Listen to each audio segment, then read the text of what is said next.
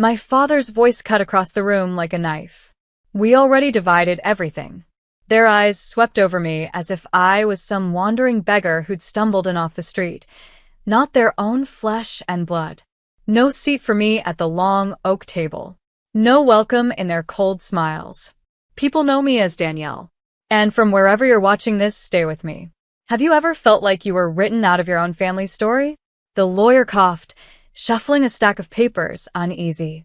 I'm sorry, he said, voice trembling, but there's an issue. Dad's lip curled, annoyed. What issue? The lawyer cleared his throat again, his eyes darting toward me. Her name, he stammered, pointing at me with a shaking hand, is the only one on the will. It was like a grenade went off in the room. My mother's face went pale, mouth snapping shut, so fast I thought she might bite through her tongue. My brother's hands clenched, knuckles white. My sister froze mid-sip, wine glass tipping dangerously in her grip. Dad's voice dropped to a hiss. That's impossible. The lawyer pushed his glasses higher on his nose. It's very clear, he said. Everything, the house, the accounts, the land, is left to Danielle. I felt the air shift around me, thick and poisoned. For a moment, a flicker of relief rose in my chest, until I saw the way Dad looked at me, like I'd personally betrayed him just by existing. You weren't invited for a reason, he spat, eyes burning with something almost inhuman. I swallowed, steadying my voice. Why? My sister slammed her glass down, red splashing across white linen. You don't deserve it, Danielle, she snapped. Grandpa meant to give it to us. I shook my head, my heart hammering so hard I thought it might break through my ribs. That's not what he wrote, I said. That's not what he wanted. Dad stood, hands trembling, barely holding back rage. You're making a mistake coming here, he growled. But I wasn't backing down. Not this time. I straightened my shoulders, planting my feet on the floor like roots. If they thought I was leaving empty-handed, they had another thing coming. A shiver ran down my spine as the lawyer slid the papers closer to me, eyes full of dread. And before anyone else could speak, my sister threw her napkin down and started to rise. My sister practically lunged across the table, her voice rising with a shrill panic that made the chandelier tremble. You can't just show up after everything, she shouted, eyes wild. You think you're owed this? I stayed perfectly still, letting her words wash over me like stale rain. It's not about what I'm owed, I told her, voice even. It's about what Grandpa decided. She let out a harsh laugh. Grandpa was senile, Danielle. He didn't know what he was signing. The lawyer flinched.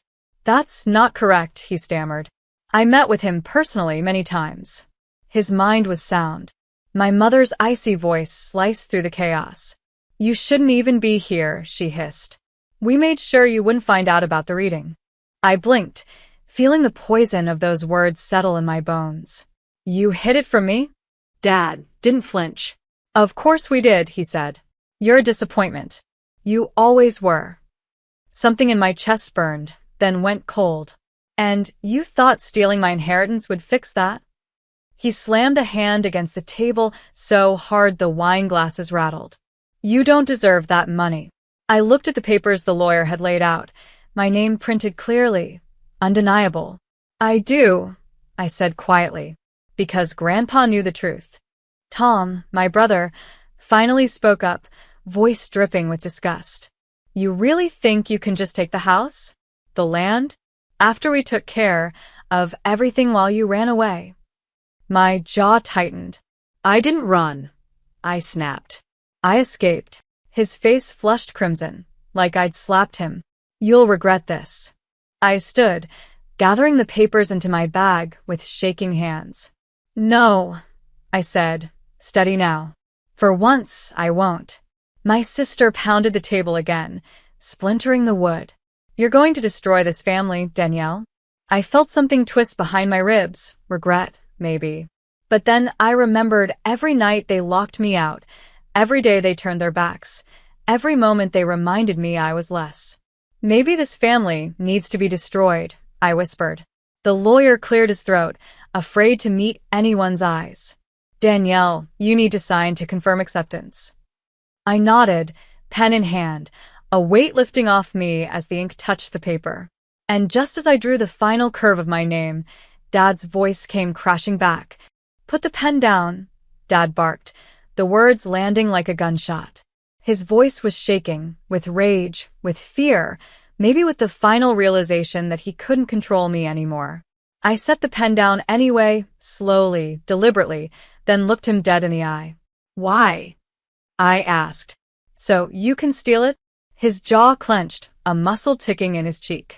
"You don't understand what you're doing," he spat. My sister shoved her chair back so violently it nearly toppled. "Danielle, think about what you're doing," she pleaded. "If you take this money, you ruin everything." I raised an eyebrow. "Everything you built on a lie?" She hesitated, her face twisting. "We deserve it more than you," she choked. "We stayed. We obeyed. You left." I let out a bitter laugh. "I survived." I corrected her. "That's different." Mom slammed her napkin on the table, her voice dropping to a low, poisonous hiss. "Don't you dare talk about surviving. You wouldn't even have a roof if it wasn't for us." I stared at her, my pulse steady as a war drum. "That roof had holes you never bothered to fix," I shot back. "Don't pretend you saved me." The lawyer shifted in his chair, clearly wishing he could melt through the floor. "Legally, the will is final," he stammered. I have to file it today." Tom growled. "If you do, you're siding with her." The lawyer swallowed hard. "I'm just doing my job." Dad stood up, towering over the table. "If you walk out of here with those papers," he said, voice shaking, "you will never set foot in this family again." My throat tightened, the old wound of being unloved threatening to reopen. But then I remembered Grandpa's letter, his scrawled words telling me I was the only one who ever saw him. "I already lost this family," I said, each word measured. "I don't need to lose myself, too." Tom's chair crashed to the floor as he lunged toward me, eyes wild. But the lawyer jumped between us, voice trembling. "Don't," he warned. "You'll regret it." Tom froze, breathing hard, his fists clenched. I picked up the signed document and folded it carefully, the paper warm against my skin like a living heartbeat. No one was taking this away from me, not again. Just as I turned for the door, Mom's voice cracked behind me. Mom's voice ripped through me, sharp as broken glass. I turned, hand on the doorknob, heart thundering against my ribs. She stood there trembling, mascara smudged, clinging to the table like it was the only thing keeping her upright. "If you do this," she rasped, "you will destroy this family." I let the weight of her words sink in, then shook my head. "No, Mom," I said, voice quiet but ironclad. "You destroyed it the day you decided I wasn't part of it." Her face crumpled, rage and grief dancing together. "We raised you," she cried. "We fed you, clothed you. How can you turn your back on us?" My throat burned with the memory of cold dinners alone, birthdays forgotten, tears wiped away in silence. "You raised me to survive you," I told her, steady. "And now I'm finally free." Tom stalked forward, still seething. "You're nothing without us," he snarled. "No one will stand with you once they see what you've done." I squared my shoulders, breathing through the sting. "I'd rather stand alone than be your puppet," I fired back. The lawyer tried to cut the tension, his voice barely more than a squeak. "Danielle, if you want me to file this, I'll escort you to the courthouse myself," he offered. My sister let out a strangled sob. "Please," she begged, "don't take everything. We'll have nothing." I swallowed the guilt like a bitter pill. "I had nothing for years," I reminded her. "And none of you cared." Mom stepped forward again, her hand shaking as she reached for mine. "Danielle, sweetheart, you don't understand." I pulled away. "No," I interrupted. "You don't understand. You raised me in your shadows and called it love. You made me believe I was small. I'm done playing that part." A hush fell so deep it hurt my ears. I turned the doorknob, tasting freedom at last, when Dad's voice thundered one more time. "Walk out, and you're dead to us." I paused, let the ache settle, then turned back with a calm that surprised even me. "Then consider me reborn," I said, stepping through the doorway without looking back. As the door clicked shut behind me, I heard a crash inside, like the past finally breaking. The courthouse steps burned beneath my feet, sunlight glaring off the white stone as I gripped the file folder so tight my knuckles ached. Each step felt like shedding 1,000 pounds of shame. The lawyer walked next to me, trying to keep up, breathing hard. "You okay?" he asked, cautious. I nodded, though a tremor ran through me. "I will be," I said, voice steadier than I felt. We stepped inside, the blast of cold air making me shiver. It smelled like stale coffee and paperwork and a strange kind of hope. As we reached the clerk's window, my phone vibrated again and again in my pocket. I didn't have to look to know it was them, Tom, Mom, Dad. I ignored it. The clerk, a tired woman in thick glasses, glanced up. "What can I help you with?" My throat went dry, but I managed. "I need to file this will." The lawyer gave her the paperwork, hands steady now. "Everything is correct. All signatures are final." The clerk flipped through the pages, scanning, then nodded. "Looks clean," she confirmed. "It will be processed today." A breath whooshed from my lungs, relief, terror, all tangled together. The lawyer turned to me, offering a small, reassuring smile. "You did it," he said. "It's yours." Yours. That word sank into my bones, so unfamiliar it almost hurt. Mine. My future. My freedom. For a second, a wave of sadness crashed through me. I could still hear my mother's voice, that poison sweetness, trying to pull me back. I could see my sister's tears. But then I remembered the way they'd left me out, the years of closed doors and cold shoulders, and I knew this was the only path left. The lawyer handed me a receipt, stamped and sealed. "Congratulations, Danielle," he said. "Your grandfather would be proud." I smiled, tears finally spilling down my cheeks, unstoppable. "Thank you," I whispered. Outside, the wind felt cleaner somehow, brushing against my skin like a blessing. As I stepped down those courthouse stairs, a text lit up on my phone from Tom. "You'll regret this." I wiped my face, heart pounding, and typed back only 2 words. "Watch me." And with that, I walked toward a future that was finally mine, leaving their poison behind for good. The ride back to the house felt like a dream I'd never dared to have, the world outside passing in colors so bright they almost hurt. My hands rested on the folder in my lap, the lawyer's stamped receipt still tucked inside. Every mile away from them felt like peeling off another layer of suffocation. As I pulled into the driveway of my house, the house they had tried to erase me from, I saw the front steps, the same cracked tiles Grandpa used to complain about, and I felt something shift in my chest. Home. I stepped out, keys trembling in my hand, breathing in the quiet. No yelling, no shame, no heavy air, just a silence, so wide it felt like forgiveness. I unlocked the door, stepping inside. The place was exactly how I remembered it. The faint smell of old wood, the framed photos on the hall table, the echo of memories that had never quite been mine to keep. Until now. I walked through each room slowly, letting the truth sink into my bones. "This is yours, Danielle. No one can take it away." My phone buzzed again. I hesitated, then looked. A voicemail from Mom. I pressed play, her voice breaking, almost unrecognizable. "Danielle, please. Think about what you're doing. You're tearing the family apart. We can still fix this. Call me." I closed my eyes, letting the guilt stab at me one last time, then letting it go. There was no fixing what they'd already broken.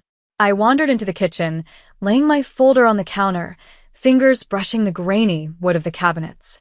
I could still see Grandpa making tea there, humming off-key. For the first time in years, my shoulders relaxed. No one was coming to lock me out. No one was coming to tell me I wasn't welcome. No one was coming to decide my worth. I poured myself a glass of water, and as I stood there, the house seemed to breathe with me, a living, forgiving thing. Maybe this was the first day of my real life. Outside, the sun dipped behind the trees, casting long golden shadows across the porch. And somewhere in that silence, I let myself believe I could be happy here. That night, the house felt impossibly quiet, the kind of silence that stings your ears when you've lived with chaos too long. I moved from room to room, checking every corner like a soldier on patrol, as if they might come bursting through the door to steal it back. But no one came. In Grandpa's old bedroom, I found the small oak box he used to keep on his dresser. My hands trembled as I opened it, half expecting to find it empty. But there it was, a faded family photo. Me, maybe 8 years old, clinging to Grandpa's side with the biggest grin, while the rest of them looked away. I traced my tiny smile with a fingertip, my heart twisting. He'd known. Even then, he'd known I was alone in a crowded house. I sank down onto the bed, letting the exhaustion hit me like a wave. The clock ticked on the nightstand, steady and calm, not screaming, not accusing, just letting time pass. My phone buzzed again. Another message from Tom. Come back. We can make a deal. I laughed, a sound so sharp it surprised me. A deal? After they tried to erase me? After they'd left me starving for love for years?